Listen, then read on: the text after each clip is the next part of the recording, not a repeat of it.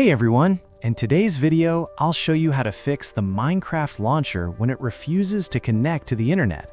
I'll walk you through a few quick fixes that usually get it working again. First, open your computer's search bar and type System Component Settings. Open it, then scroll down until you find Microsoft Store. Click the three dots, select Advanced Options, and scroll down. Click Repair, and once that finishes, click Reset. This refreshes the store components that Minecraft relies on. Next, open the search bar again and type Date and Time Settings. Make sure all three toggles are turned on, especially Set Time Automatically. Then click Sync Now. Incorrect system time can block the launcher from connecting. If it still isn't working, there's one more fix. Open the Microsoft Store. Click your profile icon in the top right.